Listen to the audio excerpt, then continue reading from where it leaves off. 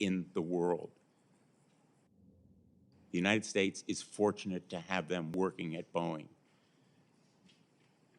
They deserve to be rewarded, not punished, for doing their job properly and speaking up when it's appropriate.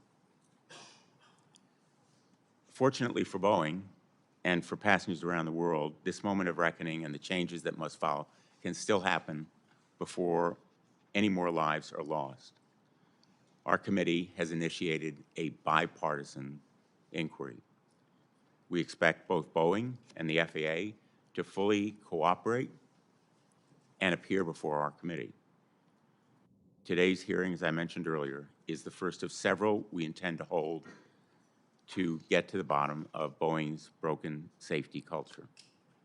We expect Boeing's CEO to appear before us to tell the American people why the promises made 5 years ago by this company have not been fulfilled.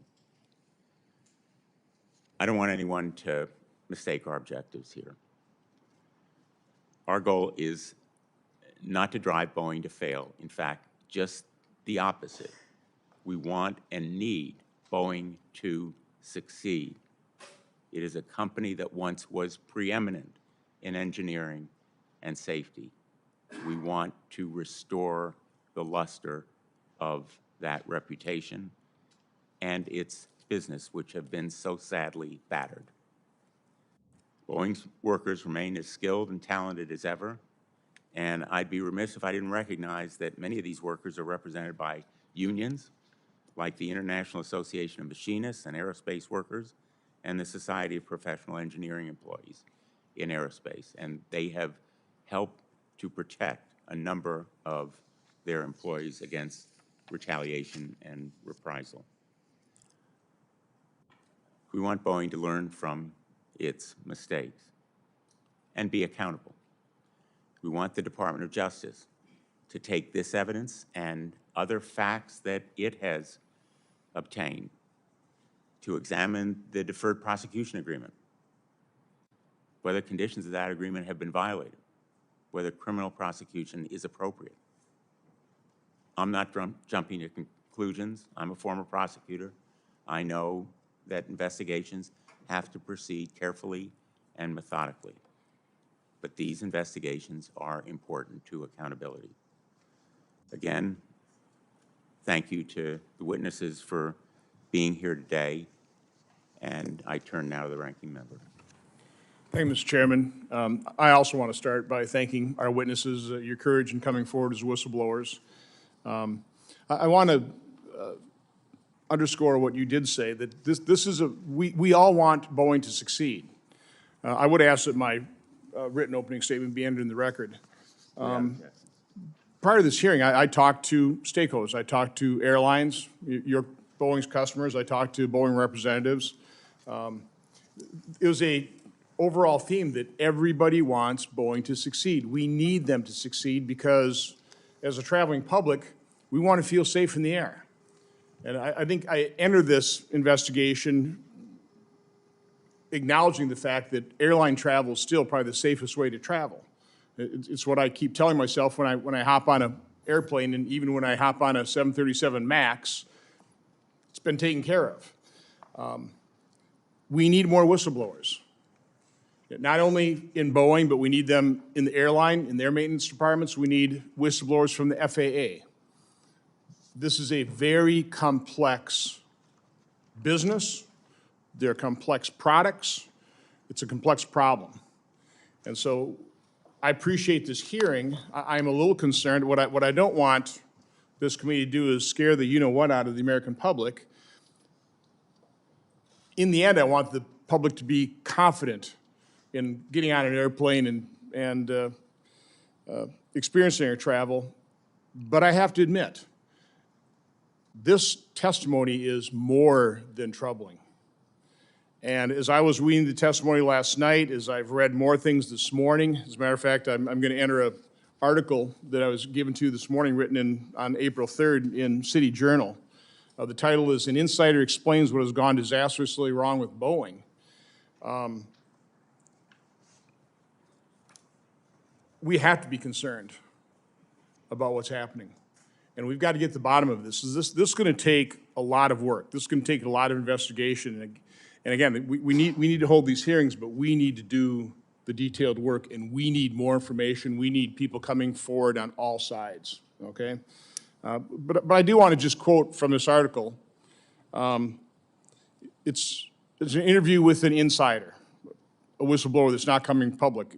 But he tells a story of elite dysfunction, financial abstraction, and DEI bureaucracy that has poisoned the culture, creating a sense of profound alienation between the people who occupy the executive suite and those who build airplanes. Goes on, right now, we have an executive council running the company, Boeing, that is all outsiders. The current CEO is a General Electric guy, as is the CFO whom we brought in. We have a completely new HR leader with no background at Boeing. The head of our commercial airplanes unit in Seattle, who was fired last week, was one of the last engineers in the executive council. The headquarters in Arlington is empty. Nobody lives there. This is an empty executive suite. The CEO lives in New Hampshire. The CFO lives in Connecticut.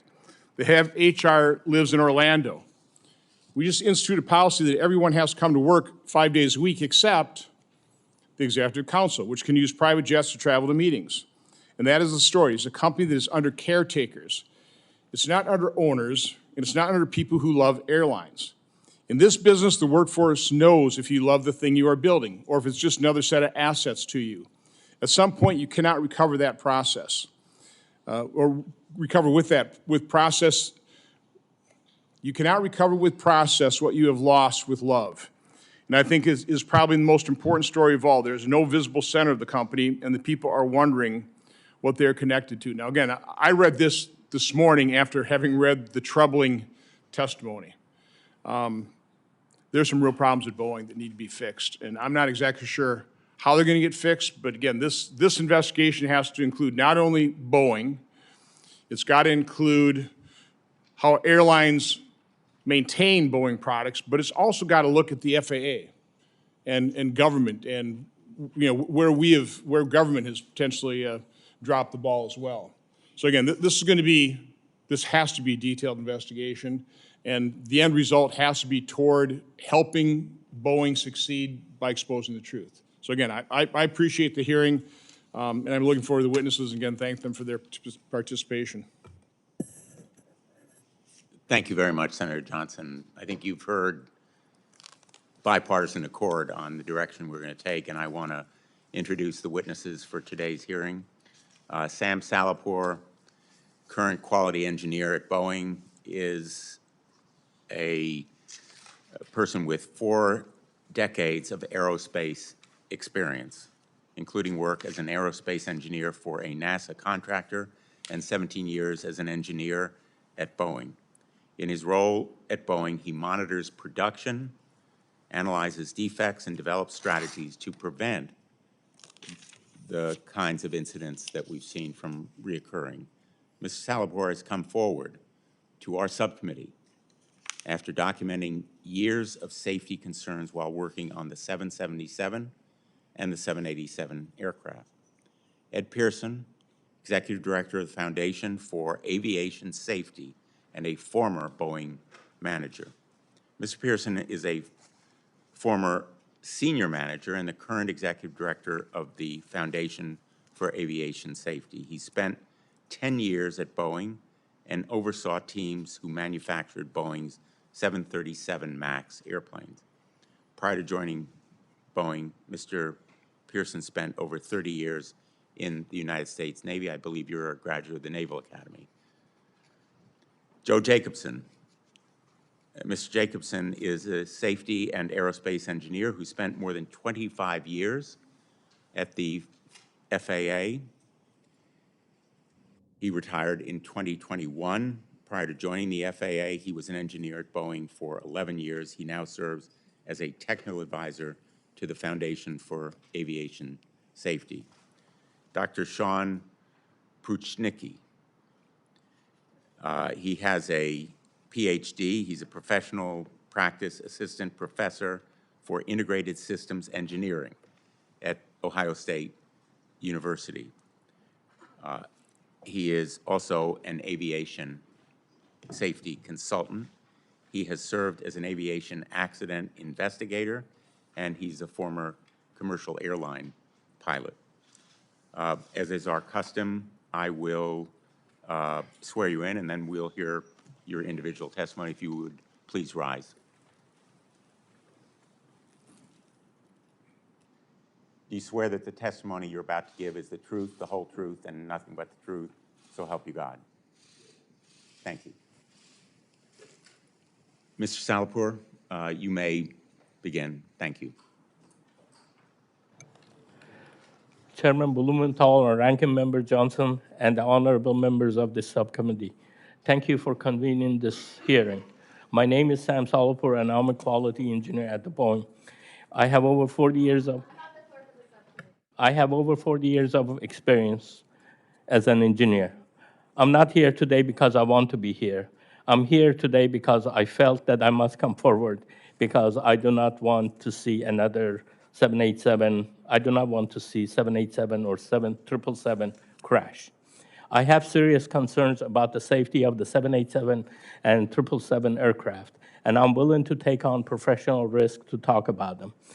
First, little bit about me. I came to the United States in 1973 and got a mechanical engineering degree from University of Missouri, where Senator Hawley is from.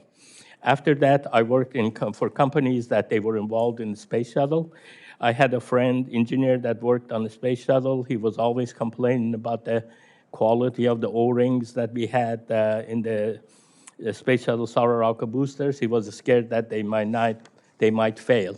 He raised his concerns, and he was heard, and he wasn't heard. And 7 brave astronauts, including the teacher in space, died when the Challenger O-rings ultimately failed, just as he predicted. At the moment, I know that if I were ever in a similar situation, I would have to come up and speak up. I have analyzed Boeing's own data to conclude that the company is taking manufacturing shortcuts on the 787 program that may significantly reduce the airplane safety and the life cycle. Since 2013, there have been serious issues on the 787 program, not properly closing thousands of gaps in its assembly of the fuselage on major joints. Boeing's standard says that these gaps must be closed, usually by a small shim or filler called a shim when they exceed 5 thousandths of an inch.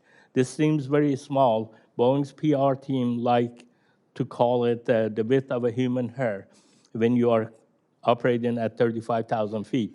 Details are that the size of a human hair can be a matter of life and death. In a rush to address its bottlenecks in production, Boeing hit problems pushing pieces together with excessive force to make them appear that the gaps don't exist, even though they exist. The gap didn't actually go away, and this may result in premature fatigue failure. Effectively, they are putting out defective airplanes. I repeatedly produced reports for my supervisors and Boeing management demonstrating that the gaps in the 787 not being properly measured or shimmed in 2 major joints of the 787.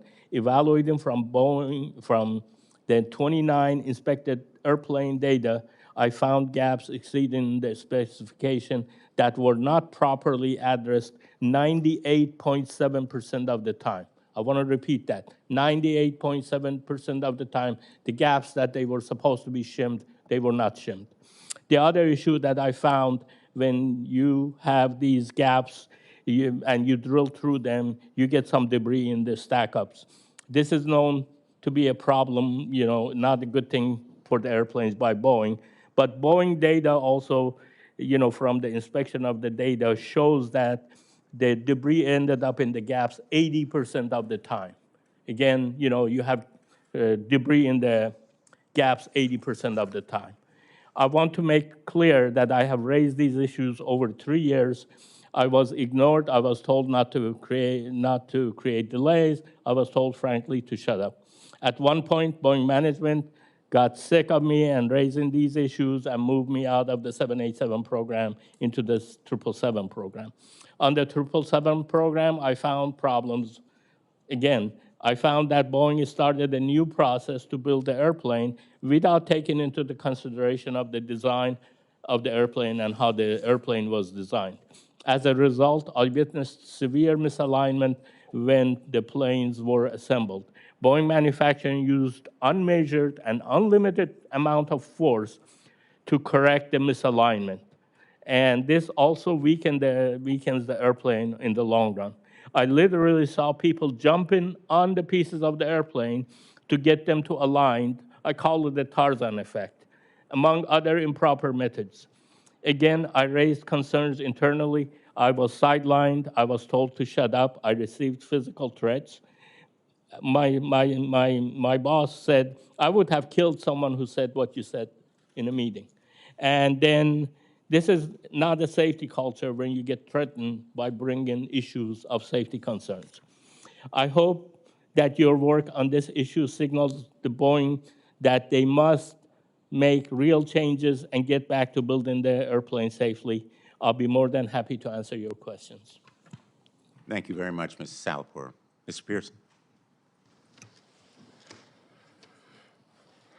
Chair Blumenthal, Ranking Member Johnson, distinguished members of the committee, good morning. Thank you for inviting me today. My name is Ed Pearson.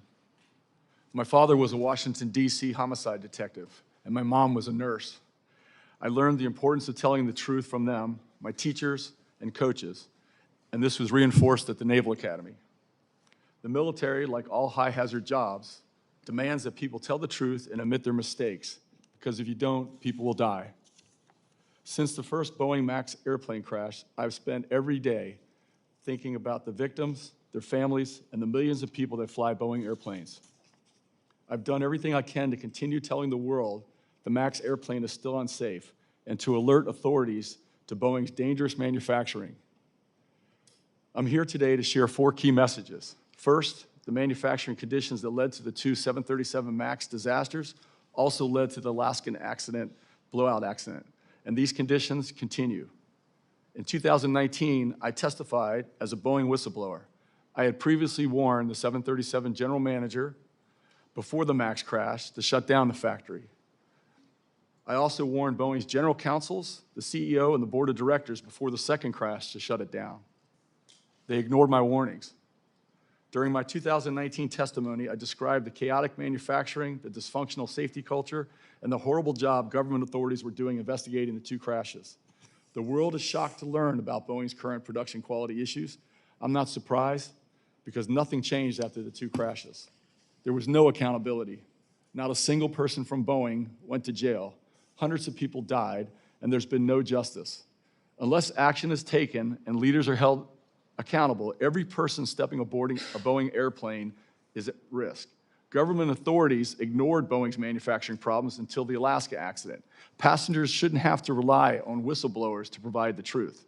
They should be able to get on airplanes and not have to worry about what model it is, whether it was designed and manufactured to the highest of standards, whether the airline is operating and maintaining it properly, or whether government agencies are providing proper oversight. FAA, DOT, and NTSB leaders frequently state our aviation system is the gold standard. There's a reason commercial aviation has been historically safe, and that's because people worked extremely hard for decades to keep them safe. They told the truth. They admitted their mistakes, and they didn't downplay safety incidents. These agencies have become lazy, complacent, and reactive. The deterioration has been occurring over several years. My second point is the gold standard is now fool's gold, because the only thing that is more dangerous than a dangerous environment is the illusion of a safe environment. 2 brand new airplanes crashed after exhibiting production-related electrical and electronic defects within their first month of operation, and the NTSB did not investigate the factory. The evidence indicates the MAX crashes were triggered by manufacturing defects, not MCAS software. The NTSB is investigating the factory now. However, the reality is the NTSB is overly dependent on Boeing and the FAA to provide technical assistance in their accident investigations. They are not an independent investigative authority. There is an inherent conflict of interest. The Department of Transportation has been completely useless in helping the FAA do their jobs. They have continued to take a hands-off approach to this entire matter. My third point is, if the leaders of those government authorities government agencies had done their jobs, investigators would have uncovered a mountain of important information. The FAA would have known Boeing's production processes were a mess and the safety culture was terrible. The FAA could have prevented an ever-increasing list of production quality defects. Instead, they're surprised each time it occurs, showing how ineffective and reactive their oversight has become. Just last month, the FAA reported on uncommanded rolls of MAX airplanes due to wiring that is being chafed. Boeing and the FAA have known about these manufacturing defects for more than 2 years and did not inform the public about this potentially catastrophic condition. There are also Canadian reports of new MAX airplanes with chafed wire bundles containing burn marks and evidence of electrical arcing. Boeing routinely states that their airplanes meet or exceed all safety standards. This is untrue and misrepresents the safety of the airplanes. The company illegally removed thousands of quality control inspections on individual airplanes without the FAA's knowledge and without the knowledge of the airlines. Although many of these inspections have been reinstated, hundreds of airplanes have left Boeing factories without those thousands of inspections.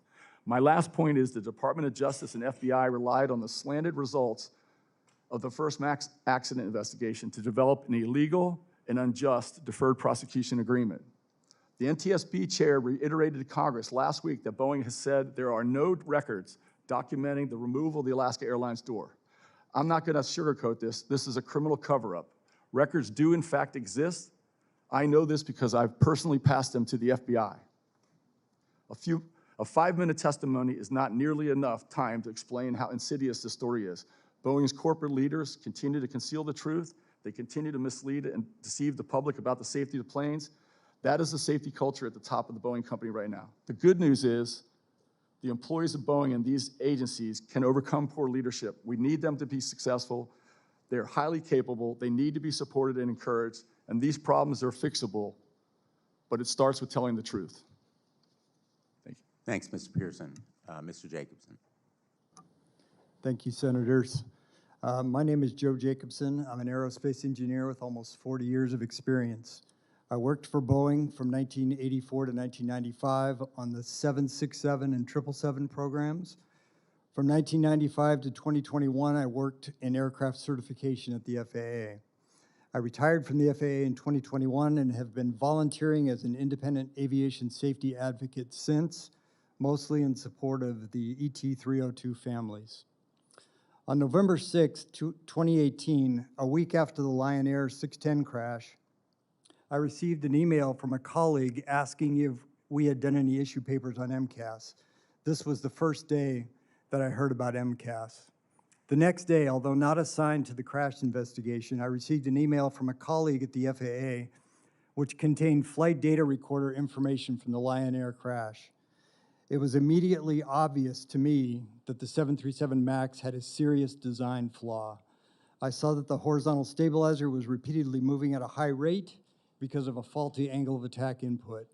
I guessed that a software error was responsible. A few days later, I was shocked to discover that the airplane was purposely designed and certified to use just one AOA input for this flight critical function. When the House report was released in September of 2020, I finally understood why I hadn't known about MCAS. Boeing meeting minutes from June 2013 recorded the reason, saying, if we emphasize MCAS as a new function, there may be a greater certification and training impact. Boeing intentionally hid the design from FAA engineers and airline pilots. Had we known, at least a half dozen experienced FAA engineers in the Seattle office would have immediately rejected the original MCAS design. Boeing concealment led to 2 crashes and 346 deaths. After working on the recertification of the MAX after the second crash, I sent a letter to the parents of Sammy Stumo shortly before my retirement in March of 2021. I saw their anger and grief and wanted them to know the true story and not the false narrative presented by Boeing and FAA.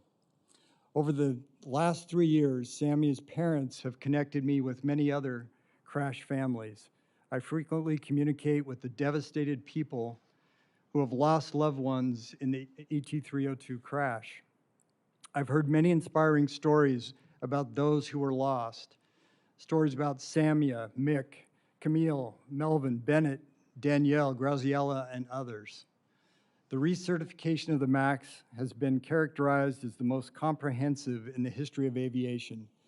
This is also a false narrative.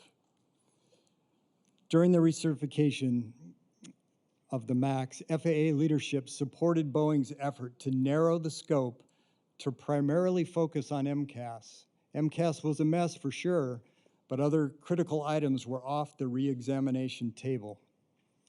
The MAX crew alerting system doesn't meet current design requirements, and by my count, the old standard has contributed to 8 fatal crashes of Boeing aircraft and 885 deaths since 1996. Despite this dismal safety record, in July 2022, Boeing Chief Safety Officer Mike Delaney stated, "I personally have no belief that there's any value in changing the 737. CEO Dave Calhoun lobbied further and said, "This is a risk I'm willing to take. If I lose the fight, I lose the fight." Boeing lobbying efforts ultimately succeeded. The grandfathered design of this MAX leaves many vulnerabilities. When combined with the failure to investigate the manufacturing chaos identified nearly 6 years ago by Ed Pearson, this has led to a predictable but still shocking list of unsafe conditions. I've spent almost 40 years studying and trying to eliminate aviation accidents. Ignoring problems, taking shortcuts, and deceiving the public just leads to more crashes. I'm testifying today out of my great love and respect for the crash family members that I know. Michael, Nadia, Nisha, Catherine, Ike, Chris, Javier, and others don't want this to happen to anyone else. I also have children and grandchildren. Let's work together to fix this now. Thank you. Thanks, Mr. Pearson. Mr. Bruczynski, Professor. Chairman Bartholomew, Ranking Member Johnson, and members of the committee, good morning, and thank you for the opportunity to testify today. I'm an assistant professor in both Integrated Systems Engineering and the Center for Aviation Studies at The Ohio State University. Prior to teaching at Ohio State, I was an airline pilot. During my time teaching at the university, I earned my PhD in Cognitive Systems Engineering. Although there have been slight variations in the exact definition, one has been of safety culture, one that has been used for years, decades even, are shared beliefs, assumptions, and norms which may govern organizational decision-making as well as individual and group attitudes about safety. An incorrect understanding of safety culture is that it is commonly referred to as a single concept, but rather it consists of 4 individual specific components, whereas each one provides its own unique actions to the overall concept of safety culture. And without one of these, the element and structure of culture will fall apart. As such, each serves the greater goal of providing a robust, effective, and well-proven safety tool for all high-risk industries, especially given its proven value in aerospace industries. It should be made clear this culture concept is not only for airline operations, but rather any aerospace operation where risk of injury or death is a possibility to employees and/or customer after product delivery. This is extremely important in determining an organization's overall safety culture as they all complement each other. To be successful, organizations may not simply choose one or 2 of these components because they are less expensive or more manageable. In addition, in aerospace, not following all 4 components of the safety culture or just the ones that have less impact, thus to appear to regulators or shareholders that they are being responsive finally and expeditious is not acceptable. This type of action will produce a non-viable, misleading, and potentially dangerous safety culture that will teeter on failure and provide a false sense of security. Let me be clear. When you try to increase productivity without the needed resources and being guided by poor management with only financial focus, and the lack of assembly line inspectors, you are always borrowing from safety. You cannot have both. And case in point, this is where we see events like the door blowout with Alaska Airlines. NASA learned the hard way many decades ago, and other organizations, aerospace organizations, have as well, with their new plan to operate when they decided they were going to operate faster, better, and cheaper. And it failed horribly.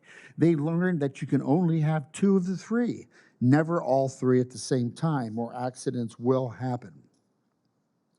When we examine these four components of what constructs a safety culture, it appears that Boeing has none of them under control, and there is no evidence that this trend is in fact reversing. This was discussed at the Huntington Beach Conference in February at 2023, which I attended, but there does not appear to be any evidence of such changes to any of the components on the horizon as a string of alarming events continue to unfold. In the safety engineering work, we call these precursors to accidents. And I have never in my decades of aerospace safety work seen so many continuing to arrive one after another. Where is the safety accountability all the way to the CEO where they discuss safety in addition to the money problems, all the way to the top? Some of these companies profess to practice, yet never seem to do that. All safety cultures, both those that have and profess to have a good safety culture and SMS programs, were developed by DFA and provide guidance how to do that. At Boeing, is there safety accountability all the way to the top? This was discussed after the previous accidents, but where's the evidence for that?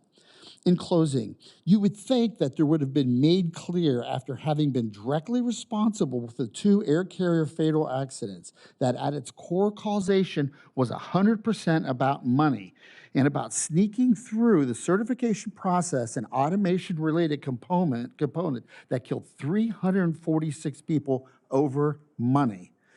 And yet we still have no proof that these programs have even entered the lexicon of Boeing. Aircraft, despite the hollow comments to the contrary at the Huntington Beach Safety Conference. So it leaves me to wonder, have we even gone backwards at Boeing? The Alaska Airlines event strongly supports that. My final comment is I have always felt as an accident investigator for over 20 years, and I've always said that with these accidents, maybe the upper management should actually go to these accident scenes and witness what they look like, as the rest of us do. Thank you for your time. Thank you, Professor Brzezinski.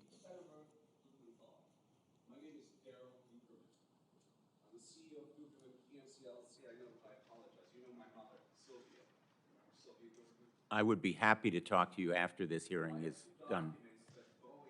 If you,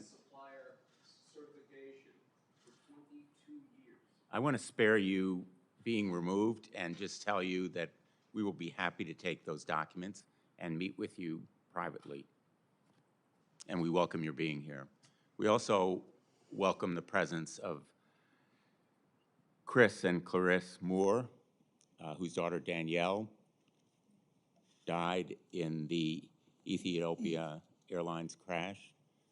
They remind us that the seemingly abstract, even antiseptic setting of this hearing belies the fact that there are real people who perished in those two crashes. There are real people at risk getting on airlines right now. No reason to panic, but a reason for deep concern. And we thank everyone who may have documents or information to bring to our attention. We thank you. Professor Brzezinski, what keeps ringing in my ears is that phrase, 100% about money. My understanding about what happened here is that Boeing sought to produce more airplanes more quickly without the necessary testing, inspections, and then sought to conceal and cover up what it knew was happening. Is that align with your view of the facts here? Absolutely. That in fact is part of it because those things are expensive. And there's more to it. There's other things that go into that process. One of the biggest is the inspectors. Cutting back and getting rid of your inspector staff that looks at all the parts to make sure that these things are assembled correctly. We saw this with the accident, with the Alaska accident. One of the lessons here is that shortchanging safety with shortcuts is short-sighted. I want to ask Mr. Salapur, for many of us who may not understand the technology or the mechanics here, my understanding of your testimony is that Boeing, in effect, fastened parts of the fuselage together using force rather than proper shimming, and thereby created a severe risk that use over time and fatigue of the parts and fasteners would create risks to safety. Is that roughly correct? Yes, sir. I think they are using significant excessive force to squash the gaps before you measure it. If you squash in the gap before you measure it, you don't know what you're getting because the purpose of that is to measure the gap in its free state. When you squash that with excessive force, basically you're getting false information. If you get the gap measured falsely, you are not going to shim it properly, and it's a danger to the airplane. It's very, very important. Boeing has put out reports that they say that they can lose almost 80% of the airplane life cycle if we don't follow these protocols, which it is the proper shimming, measuring the gap, One remedy Yeah. or one precaution would be proper testing. Has Boeing ever shown you conclusive testing results that would dispel your concerns? No, sir. First of all, the testing that we're talking about, I have never seen it, any of the information. The second is the airplane is the king. The numbers that you get from the actual airplanes, regardless of what the testing done, that should be considered. And my data that I was using in my assessment is from the 29 airplane that it was inspected. Mr. Pearson and Mr. Jacobson, you have very extensive experience with Boeing, as well as air safety. Do the allegations that Mr. Salapur has brought to our attention surprise you in light of your experience? Well, I just want to say that I can't obviously technically, say that what he's saying is absolutely right. I just don't know that. But I will say that the problem that he's describing, where he's trying to get information and he's basically being told, basically shut up, don't worry about it. And, he's obviously making an effort, a long effort to try to get to the truth. And what should happen is somebody should say, here's the data, here's the information. He shouldn't have to wait until becoming a whistleblower to get that information. Mr. Jacobson, you worked at the FAA for quite a while. Mr. Pearson and as well Mr. Salapur have been critical, as many of us have been, of the FAA. In fact, Mr. Pearson has brought to the attention of federal authorities information about the potential failings of those investigative steps by federal agencies. Do you think just assigning more inspectors to Boeing from the FAA is a sufficient solution? Well, certainly having more inspectors is helpful in certain circumstances. I think in the Renton factory, having more inspectors, more of an on-site presence is very important. But the attitude needs to change. The attitude right now is Boeing dictates to the FAA, tells the FAA what they will do, what they will accept, and that needs to change. The FAA needs to be a regulator. They need to do their job, and that's the missing piece right now. Would it be fair to say that the FAA has been too captive to Boeing? They absolutely have been too captive to Boeing, and that is one of the big problems that I've seen. Even when we were trying to recertify the 737 MAX, Boeing would try and focus the attention on certain things like MCAS to the exclusion of other parts of the airplane or the design or the manufacturing that needed to be investigated. And Boeing and the FAA went along with that at high levels. They went along with that, the redirect from the Boeing company. Mr. Salapur, I showed you earlier a photograph of a tire wheel from your car. That bolt was inserted by someone as a threat, perhaps as a risk to you. Yes, I was losing just air on my tire, and I bring it somewhere, and they say, hey, you have a nail in the tire. That's about 1 month old tire. So I brought it back to the shop that they fixed it, and they fixed it. I went to pick it up, and the gentleman told me that, this nail was not picked up through normal driving. I didn't know anything about that. He's the one who brought it to my attention. And I came home, and I had to go all the way back there to get the tire, to just save the tire. It was like 25-mile drive. But anyway, but the bottom line is that, yes, the nail was inserted in there. I believe it happened at work. I have no proof of that. You mentioned also a threat to your physical safety, someone saying they would have Yes, killed you if they someone heard. told me they would have killed someone like me if you said something, what you said, so. The FAA issued an absolutely scathing report about Boeing, and Boeing has said that it's developing an action plan. I'd like to ask you, Mr. Pearson, should we rely on Boeing to, in effect, develop its own action plan, evaluate itself, and go on about its business? Or do we need continuing investigation? We absolutely need continuing investigation. And honestly, I'm so tired of hearing about plans. We need action. And you can plan all day long, but if you don't actually carry through with it, it doesn't matter. You'd like to see action. Yes, sir. I think that's one of the common themes here. We need action, not just more talk. I'm going to yield at this point. We're observing a 7-minute round, and we're going to try to stick to it. Senator Johnson. So let me point out, I think the 800-pound gorilla in the room is the tremendous pressure society-wide to keep these planes flying. I mean, if we were to literally ground stop 737s, what would happen to our economy? That's why we don't even like contemplating that reality. But I want to start focusing on the 737 because that's the one issue. You got the 787, then you have the subcontractors, from my standpoint, the three, and then the overall culture of Boeing.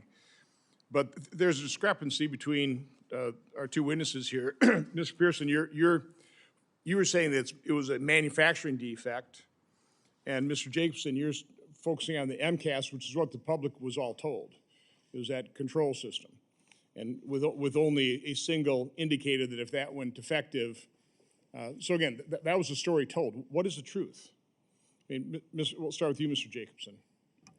Well, the truth is it's more than one thing, right? It's the entire system. You have to look at manufacturing. You have to look at also at the design.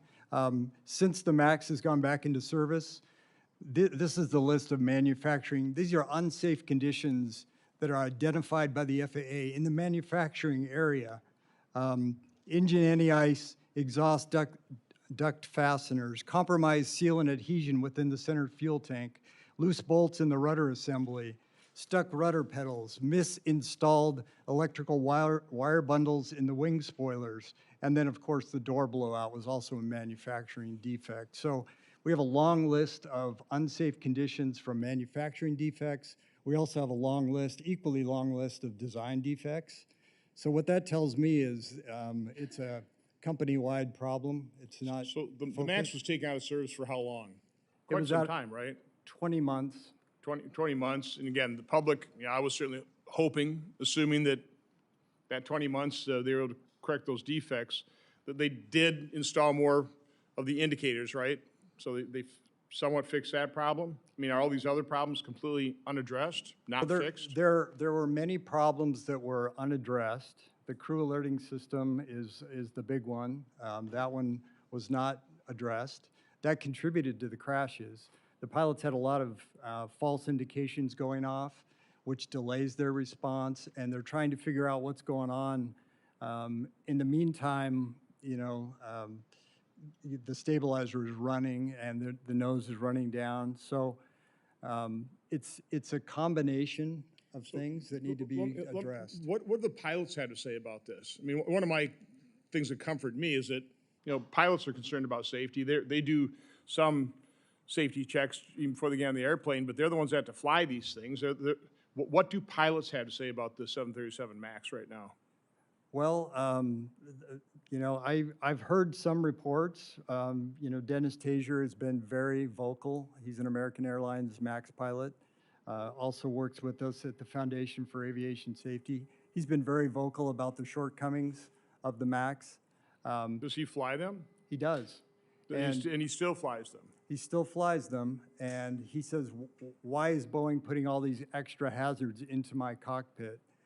It's a big enough job to fly this airplane and take care of the passengers in the back. I don't need extra problems to be dealing with, like manufacturing defects, design defects, and they're one after another. There's a long list that I've put in my written Mr. Pearson, do you have anything to add to that on the 737?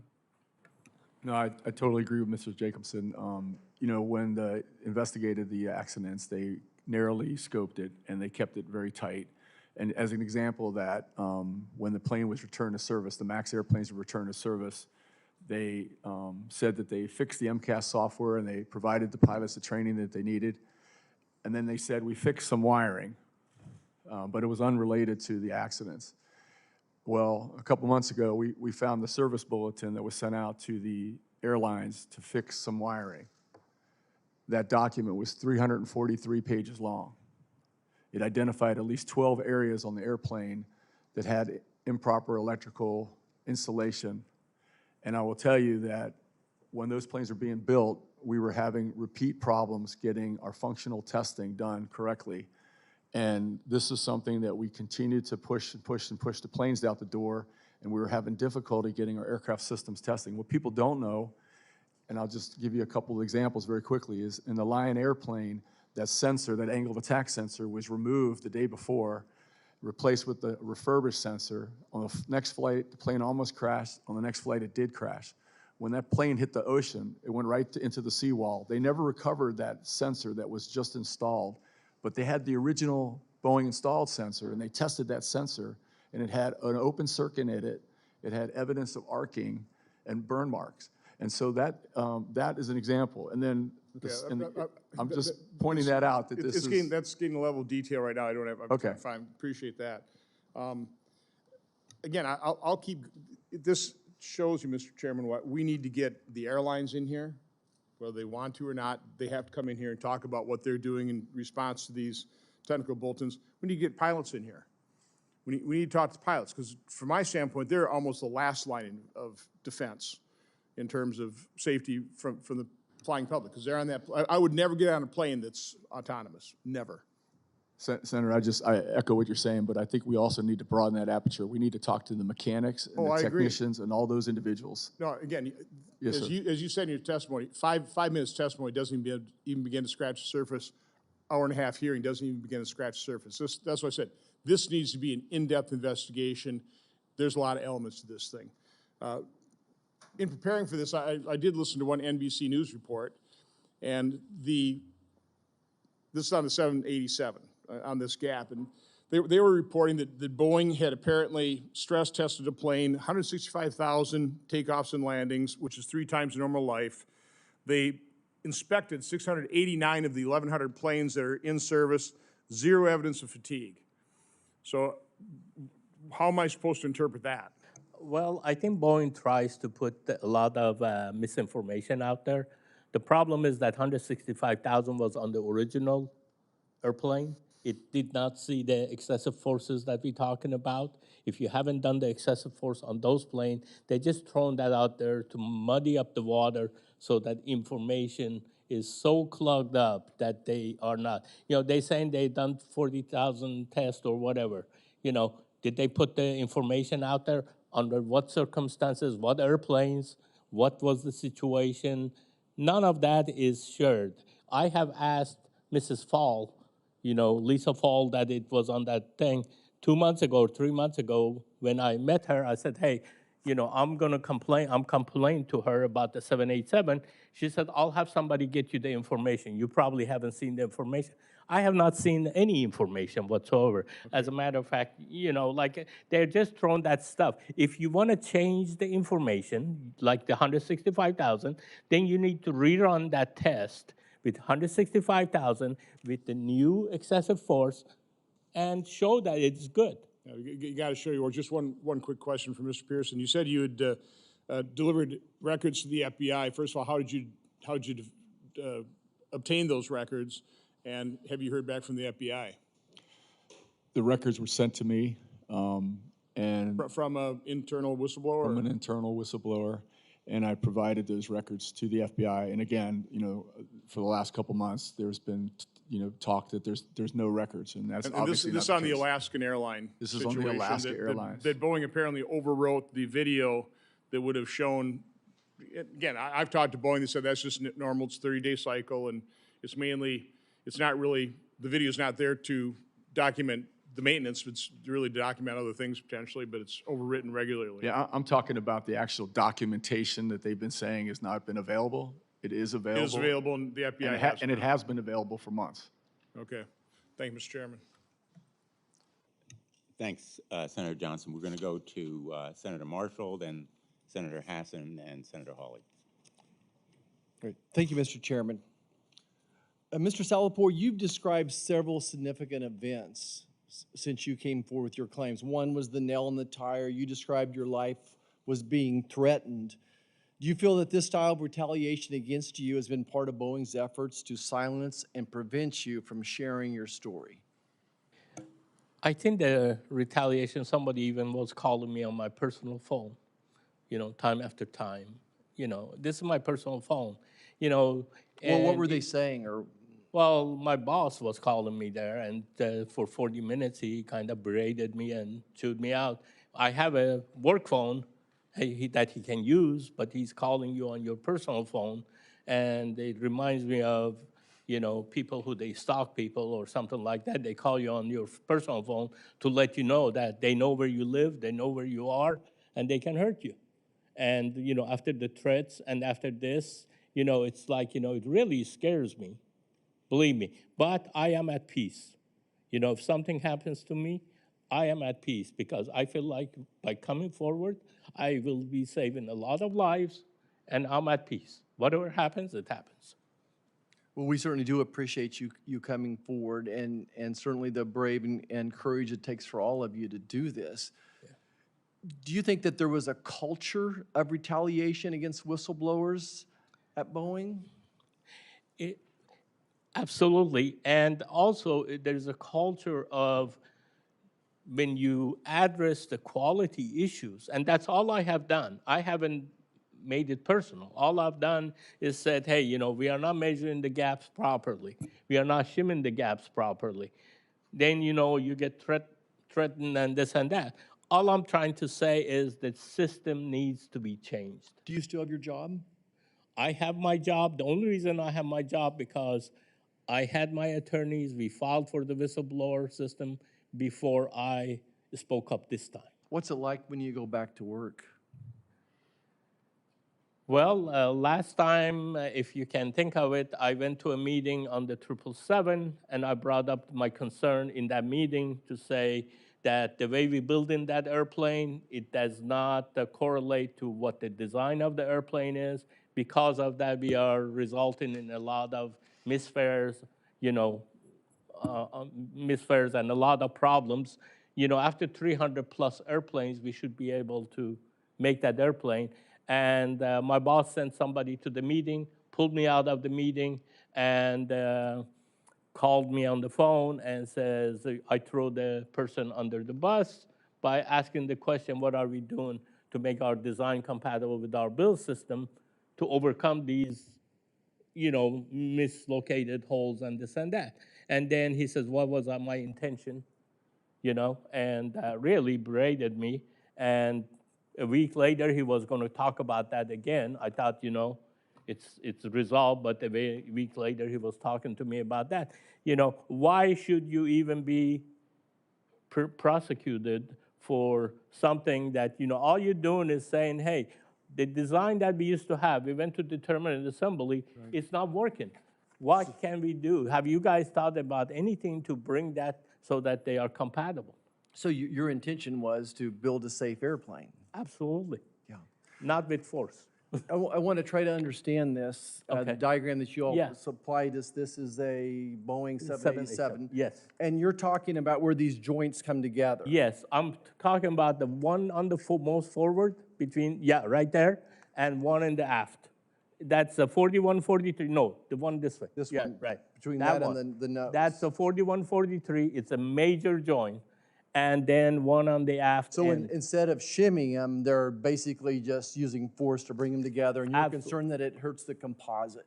Well, And- it just violates every one of our common practices. Because you don't force stuff together, because when you force stuff together, you increase the stress concentration on that. If you think of a paper clip, if you bend it back and forth, after a little while it breaks. Yeah, speaking of action, that's what I want to talk next about is action. I'm not sure if any of you are familiar with NIAR at Wichita State University, the National Institute of Aviation Research. They specialize in aerospace R&D, including composite advanced materials, and they do wind tunnel testing, where they would take an entire wing, an entire fuselage from a plane like this and stress test it. Mr. Jacobson, do you feel like that type of stress? I want to get we have different opinions, but that's where I would have confidence, and America would have confidence if there was stress testing, take some of these randomly and do that stress testing, or maybe it's already been done, I don't know. Well, I'm not a structure specialist, so I can't really comment on the details of any of those sort of, hypotheticals.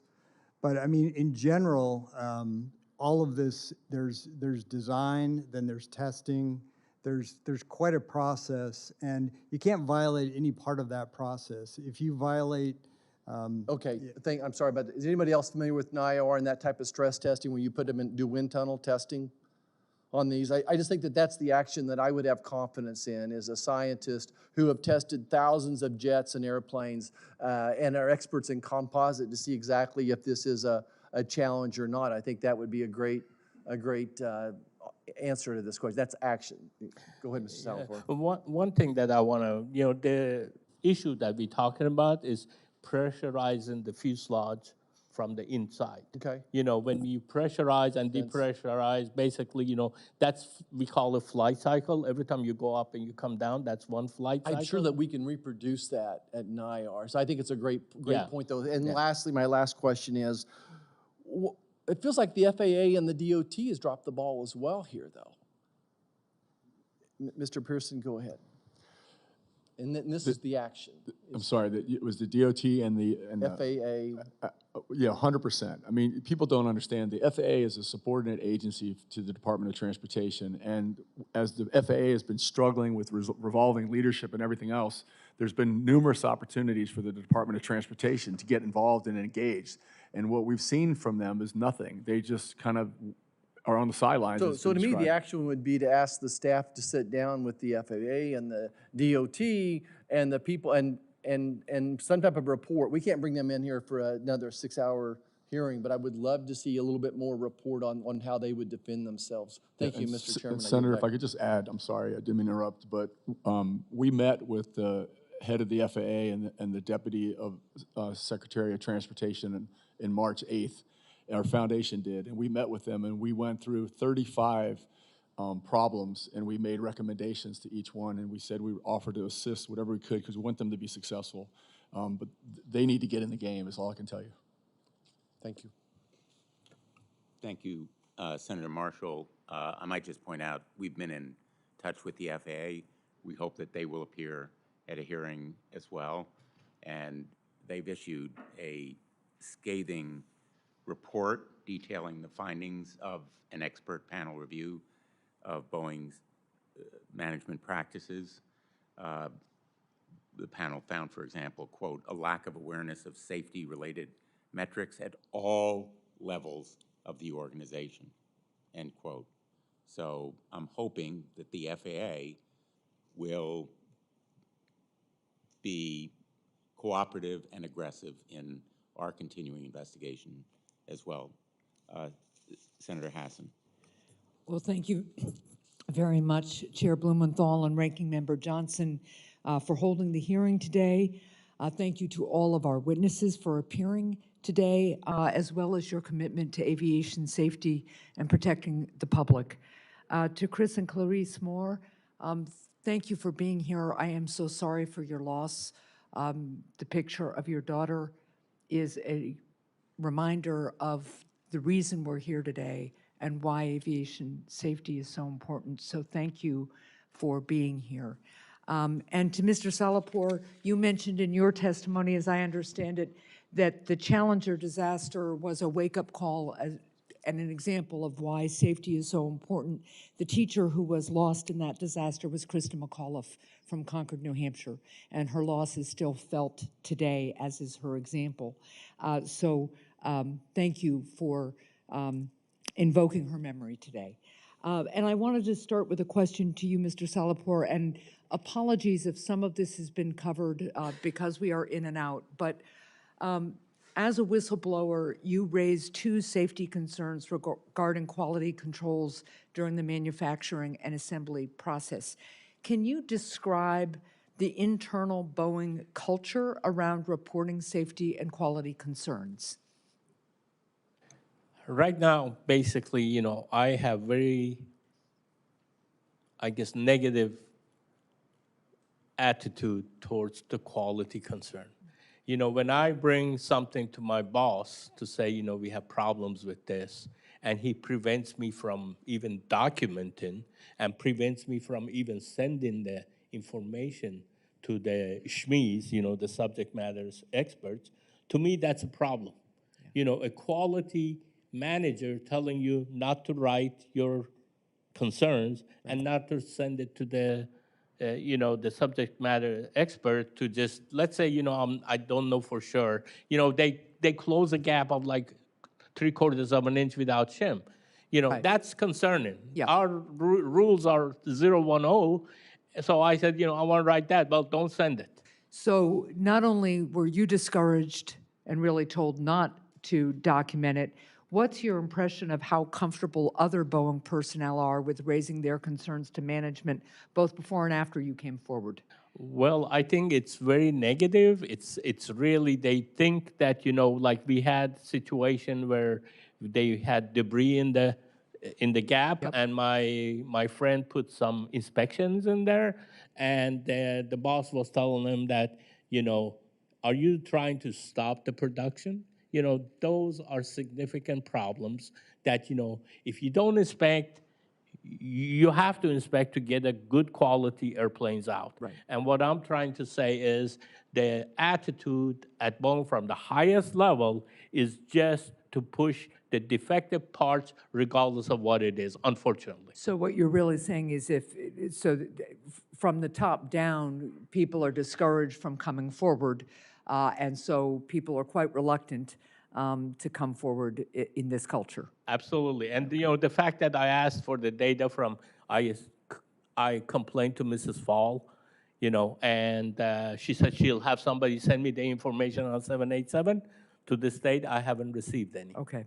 So another question for you, sir. In 2020, Congress reformed safety and certification requirements for aircraft manufacturers following the 737 MAX disasters. What was your experience with how those reforms were implemented and whether Boeing appropriately followed them? My personal opinion, from what I've seen from bottom up, it's been nothing. Okay. And Mr. Jacobson, as a former FAA official, do you have any thoughts about how effective that agency was in implementing and overseeing those reforms? The attitude from day one was not good at upper levels of the FAA. The message that I heard right after AXA was passed was, we're already doing all of this. So that's the wrong attitude from day one. And then what I saw, I tracked a lot of the implementation of AXA, working with Senator Cantwell's office. And what I saw there was kind of a half-hearted look at all of these recommendations and requirements. They tended to lump them all together and called them work streams and said, we've got that covered. That's in this work stream or that work stream. And instead of taking each individual provision very seriously and attacking them, that was not the attitude. Thank you. This is a question to both Mr. Pearson and then again to Mr. Jacobson. You both raised concerns about the 737 MAX, one of you directly with Boeing and the other with the FAA. Given the safety failures that have led us to this hearing, how can Congress better empower whistleblowers, protect them from retaliation, and reestablish a willing adherence to safety standards? So we'll start with you, Mr. Pearson. As I said, Senator, you know, we really shouldn't have to rely on whistleblowers. But with that said, I think that all these programs need to have much more oversight, because what happens, for example, right now, if a Boeing employee wants to submit a whistleblower report to the FAA, they submit a hotline report, and those hotline reports go in, and then it could take months potentially for them to investigate it. And sometimes we've been told that employees don't really know what happened. And so I think that there's a lot more, it needs to be a lot more attention. And again, I think what we need to talk about is leadership at all levels, not just at the senior level, but even at the very frontline level. We need to treat people with respect, and we need to value these employees. And I think that will help a long way. I think we're not providing enough training to these employees. I know that in the factory, and we're putting individuals in responsible jobs, and they need a lot more training. And I think that will help a long way of preventing having to use whistleblowers. Thank you, Mr. Jacobson. Yeah, I'm hopeful that Mr. Whitaker, the new FAA administrator, will really take on the challenge of changing the culture at the FAA so that FAA is back to doing their job as a regulator. If they just rubber stamp everything that the manufacturers do, then it's really they're not doing anything useful. And so we need to get back to them doing a useful job as regulators. Thank you for that. And Dr. Pruchnicki, I have a question for you, but I am out of time, so I will submit it for the record. I'm just really looking for your recommendations about how to eliminate these grave safety risks. So we'll submit that for the record. Thank you. Thanks, Senator Hassan. Senator Hawley. Thank you very much, Mr. Chairman. Thanks for convening this hearing. Thanks to each of the witnesses for being here. Mr. Salapore, let me just start with you. I just want to back up and make sure I understand your testimony, because it seems extraordinary to me. And I'm reading the letters that you've submitted from your attorney when you first contacted the FAA, when you contacted the committee. So my understanding is you worked on both the 787 and the 7777, correct? Yes, sir. And you identified major safety concerns with both of these lines, shall we Yes, say? sir. And you identified these to your superiors. Yes, sir. I have written many memos time after time that we can provide. Over a period of years, I think. Yeah, this is like 3 years. For the 787, it's been 3 years of effort. And so your concerns, who knew about your concerns? How far up the chain do you know that they went? I have gone as high as Mark Stockton and Lisa Fall, who's the vice president. The vice president of the company? Yes.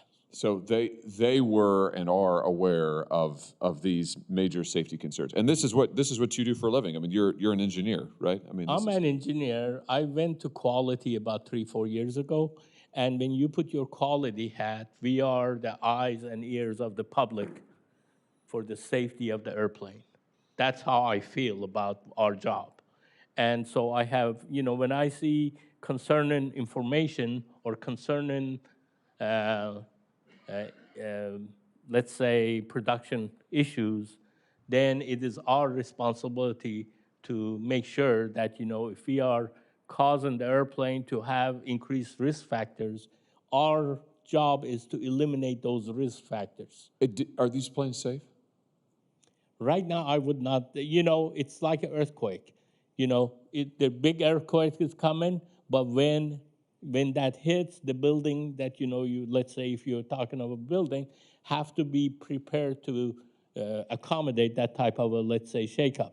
It has to be built properly. Right now, from what I've seen, the airplanes are not being built per spec and per requirement. So your testimony is the 787 line and the 777, the 777 line are you think are not Well, not safe. they are doing stuff that increases the risk factors.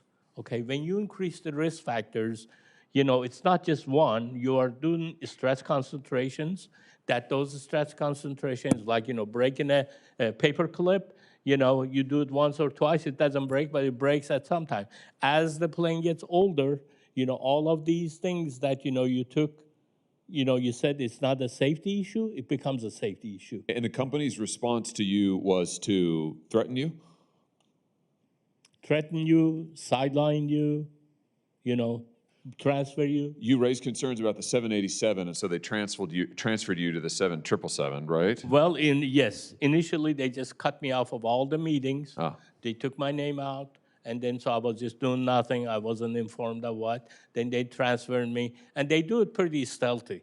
Oh, we have a job over here. We want you to go over there. So they move you down there, and I come from like 40 years of engineering background. So when I see, and I've taken a lot of stress classes, even though I'm not a specialist on that, but when there's a problematic area that you see, you can recognize. So I just want to make sure I got the sequence right. So you raise these concerns, you get on the 787, you get transferred over to the 777, you raise the concerns there. They ignore it in both. They haven't addressed any of these concerns. Is that your testimony? Yes, sir. And at some point, they start to threaten you. You're talking about your boss calling you on your personal phone and berating you. And when did that start? Well, that started right after when I said, we have made over 300 plus airplanes. We still don't know how to put the load and sell. What I mean by that, if you build in an airplane, build in a house, it's like, put in the foundation. We have made over 300 airplanes. We still changing our process, like build the foundation to put the airplanes. We are struggling with that because they have changed the process, from stable to unstable situation. They're not building the same datums that we were building. So you're causing your own problem, but you don't want to admit it. Just force fit the problem, force fit the misaligned holes and everything else and move on. And that's what they have been doing. And that's what I have brought up to their attention. I told my boss that I said in the report, I said, we have made 300 plus airplanes. That should have been more than adequate for us to resolve these things. All the problems that we've had, we put Band-Aid over Band-Aid to resolve the problems, and Band-Aid over Band-Aid doesn't cover it. Maybe we need to consider some engineering fundamentals with a little bit of GD&T to figure out what the problem is. And right after that, he came back to my desk, and he like I said, he made the threat, and then after that, he says, are you in or are you out? Meaning what? Are you in and are you out with Boeing? Are you going to be a good citizen and keep your mouth shut? Was that the implication? That's how I can interpret that. He would walk by me and he said, you better, then he said, I want you to write it in writing. Tell me, are you in or are you out? Put it in writing whether or not you were going to. I'm in or out, and what that means, are you going to just shut up? Right.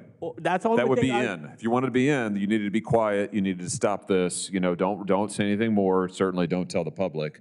That's how I interpreted it. But he told me to write it in writing, and I'm trying to write it. And there was 10 emails, just because I haven't received your email on this. Send it to me, and this and that. So then he's pressuring you. Then he's pressuring you, and then his manipulation even got further than that. I'm trying to take a class on my own time that I have to flex the time. He wouldn't let me do that. Oh. I have a doctor's appointment. He cancels my doctor appointment at the same day. Different manipulating different things to retaliate, to make your life miserable. And then, I started talking to go somewhere else. You just try to escape from that because this is hell, that I was subjected to. And then he threatens you with that. And really, with my background, I've had some, it's really has made me where 3 o'clock in the morning, I'm waking up with somebody stabbing me. I'm still receiving psychological help to just get back on normal. Well, it is unbelievable to me that in the midst of this safety crisis at this corporation, that what they're doing is threatening their own engineers whose job it is to help identify potential safety concerns. And rather than saying, you know what, you've got a point, we need to maybe do something about this, they're telling you to hide it, they're reassigning you, they're threatening you, they're trying to shut you up. In the meantime, I noticed this guy, Dave Calhoun, I think he's the CEO, I guess he's leaving at the end of the year. I wonder how much he's getting paid. I bet it's a lot. Yes, I it's bet a lot more than it's- my pay I grade. bet it's a lot more than your paycheck. Yeah. I bet it's a heck of a lot. Yeah. Mr. Chairman, thank you for holding this hearing. I think we're just scratching the surface here, but this is extraordinary. It's just extraordinary. Thank you. I really appreciate that. Thank you. Giving us the Thank opportunity. you very much, Senator Hawley. And again, I just want to say I could not agree more with the points that have been made about the need for continuing investigation by our subcommittee, as well as by the FAA and the Department of Justice. And I'm anticipating we'll have strong bipartisan consensus about the next steps that we will take.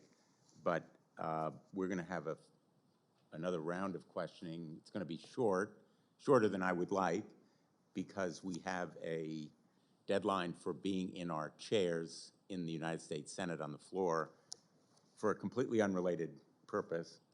But I want to kind of begin where Senator Hawley ended. Mr. Salpour, in your testimony, you told us that since 2021, multiple colleagues have told you about sharing your concerns. Most of them have not come forward. Why?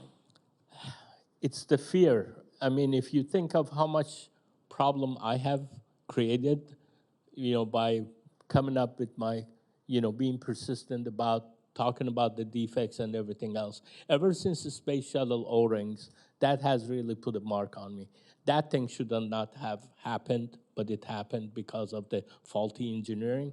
And that's exactly what we have here, is we have faulty engineering that, they're trying to shove on our throats to just say, hey, whatever we do, it's okay. From one side, they put reports that it says it's not okay. From other side, when they violate it, they try to whitewash the influence. Whitewashing Whitewashing the spec to say it's not important for this this spec. If we don't meet it, it's not that big of a deal. Let's just push the airplanes out. And then the attitude of the people for, like I said, not being receptive, because of the threats or anything else. That's because of that people haven't come forward.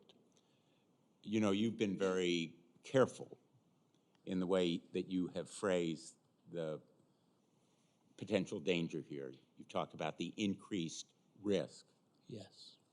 One could compare it to something a little bit like Russian roulette. We never know exactly when it's going to happen, when or where or how it's going to happen, but fatigue building and the potential vulnerability of that fuselage to tearing apart is a risk that has been increased. And it's a risk that should never have been increased. Absolutely. And yet these processes are continuing, are they not? Yes, sir. From what I know, it's continuing. And right now, Boeing is coming back and really, remember, whatever they put out there, they say that everything is okay, because they never learn from their mistakes. That's what the really significant thing that I want to take from this is that they never learn. It's like a lie. When you say one lie, you have to lie 10 more times to cover that lie. Hey, we made a mistake, let's correct it and move on. But that's not what's happening. You've referred to numerous memos that you've written. I have one of them, which is a 2021 memo. The recipient of it has been deleted, but the memo speaks volumes, in my view. And one part of it, one sentence, I think, is kind of a coda for the lesson that Boeing should have learned. And I'm quoting, kicking me out of the program because I am raising safety concerns over the unintended consequences of the increased fit-up forces and potential escapements as a result does not help anybody. It does not help anybody. It doesn't help Boeing No. at all.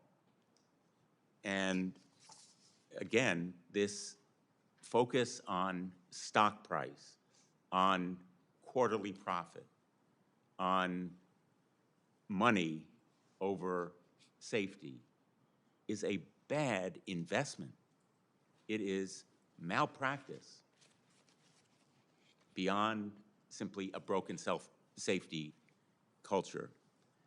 The expert panel of the FAA said something that I thought was pretty telling, quote, "A safety culture is not something that springs up ready-made from near-death experience. Rather, it emerges gradually from the persistent and successful application of practical and down-to-earth measures, like giving you a bonus for your courage and your insights, rather than, in effect, threatening and penalizing you." Yes. Dr. Pruchnicki, am I correct in that kind of observation about safety culture, that it has to be the result of persistent, step-by-step, down-to-earth actions by management that is really committed to safety, not just in word, but in deed, and it has to put its money where its mouth is? No, you're exactly right. And this is part of the 4 parts of a safety culture, that you do have these reward systems in place, and you are proud when people come forward like this, and you embrace that and you celebrate that. And there's many different ways you can do that. Various companies can do this. But if I may take this time to just add one thing very quickly, is one part of a healthy safety culture is that the accountability goes all the way to the top of the company, all the way to the CEO. And when I go to help companies with their safety culture problems, I talk to CEOs. And one of the questions I ask them is, how much time do you spend weekly with your safety department? Because different companies might spend time with their marketing people, their finance people, and all their money people. And what I find across the board is they don't spend time with their safety people, yet they say they're accountable and they sign documents they're accountable. And most of the time they'll tell me, well, this person meets with them or whomever. That is not accountability to the top. And I tell them that, well, if you have time to meet with marketing and your finance people, then you should have time to meet with your safety people weekly. And if I had time to talk to Boeing, I'd be fascinated to know how many times per week their CEO people actually talk to their safety people. That shows accountability. It would be an interesting answer to that question. So deans of business schools across the country and CEOs of corporations, big and small, are you listening? Will you take a lesson from Boeing's experience? Yeah, because if they're not doing this, they're wrong, flat out. And we've seen this time and time again with accidents. And I go all over the world and I help companies straighten this out. It's flat out. I'm going to yield to Senator Johnson.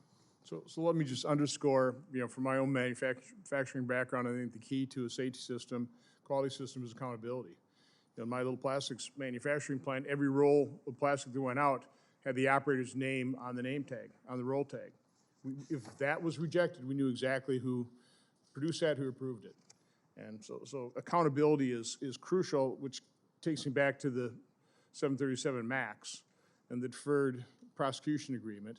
First of all, I want some clarity. Was it or was it not the MCAS system that caused that crash?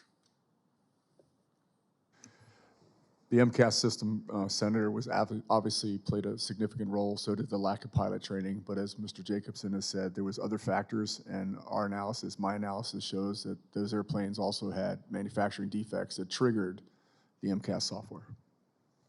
Mr. Jacobson? Yeah. So what were those other defects? I mean, was it the sensor? I mean, only having one sensor was part of that system, though, but...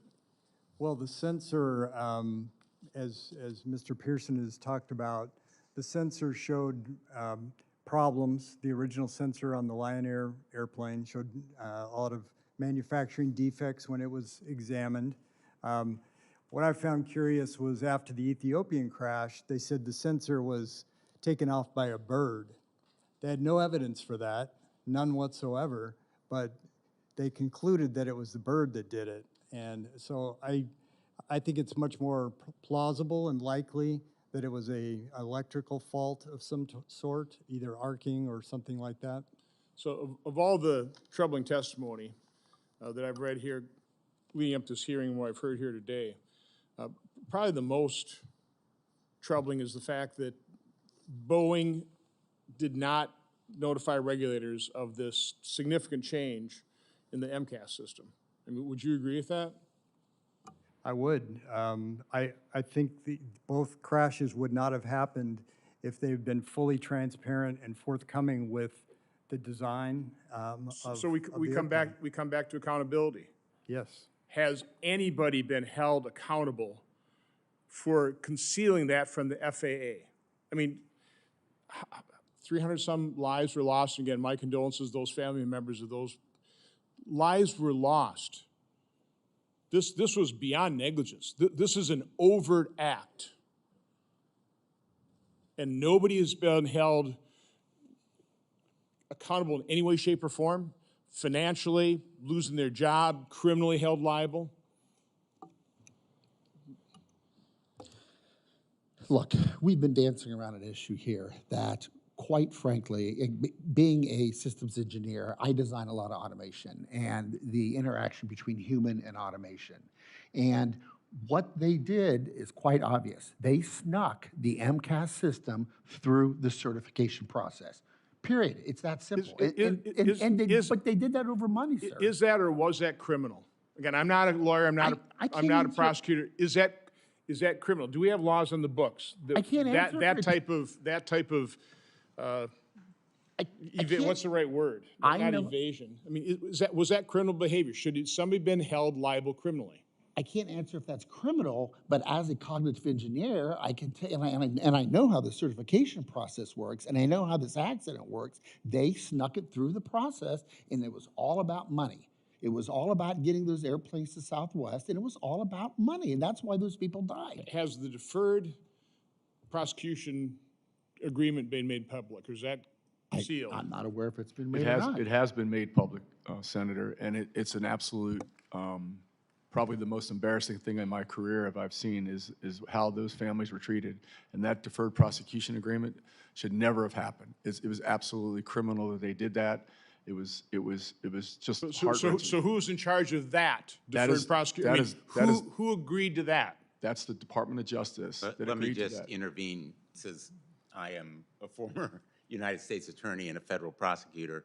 The Department of Justice deferred prosecution agreement is public. In fact, I was very critical of it at the time it was reached.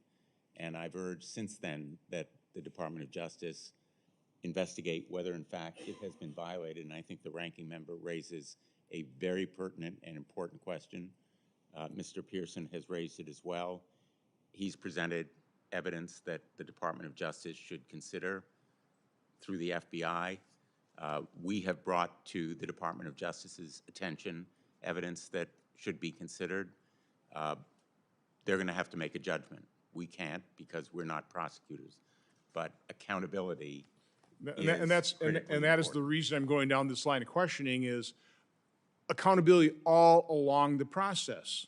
You know, within the company, within their quality system, their top management, but then the FAA, and then Department of Justice, when they see the evidence, not doing anything about it. And again, I'll go back to the reality of the fact that we all want Boeing to succeed, that we don't want to think that there are conditions in these planes that should really force regulators to ground these planes, what that would do to our economy, what that would do to people's lives. I mean, that's just a reality. It's an awful reality, but that's what we're all facing. I think that's what's driving the lack of accountability. People don't want to be held accountable because people don't want to take the actions that might be required here. I think Senator, that's just an awful reality. I just want to emphasize again that the airlines play a huge role in this, right? They obviously want airplanes. They need airplanes to do their, what they want to do, but they have a very much a responsibility to make sure those planes are safe. I'll just give you an example. We did an analysis, and in Alaska Airplanes, we did it. We produced this, we published this thing in September 2023. They had 53 brand new MAX airplanes. We found over 1,200 aircraft system malfunction reports that they had submitted to the FAA, 1,200 on 53 brand new planes within 2 years old. And I'm not talking tray tables or headrests. I'm talking the systems that Mr. Jacobson's been talking about. So we need to make sure that those things are investigated and resolved, and they're supposed to be. Which is why I've reached out to the airlines. I've talked to a couple CEOs. We need to talk to their pilots. We need to get their mechanics. We need all these people talking together. Just individual hearings aren't going to do it. I mean, this requires a full-blown investigation with all these people being interviewed, people feeling free they can come before us with whistleblower protection, either staying anonymous or provide whatever protection we can. Again, we need a lot of information. We need a lot of witnesses. We have an awful lot of information to uncover and discover here, a lot of truth to be exposed. But thank you, Mr. Chairman, for holding this hearing. Let me just conclude, and I would like to continue this hearing, but Senator Johnson and I will be held accountable if we're not in our seats on the floor of the United States Senate before 1 p.m. I want to thank all of you for being here for all the reasons that you know too well. You have taken risks throughout your career, every one of you. I want to thank my colleague for his very understandably passionate and insightful comments, which I share, about the need for accountability as a prosecutor. Accountability is about deterrence. It is about teaching lessons with real consequences for intentional mistakes and wrongdoing. And I'm hopeful that we will be in touch with the Department of Justice to indicate our interest in cooperating with them. And in the meantime, this record will remain open for 15 days for other questions that may be submitted in writing, and also documents that may be submitted by others. And we hope that there will be others who will come forward. So thank you all for being here today. This hearing is adjourned.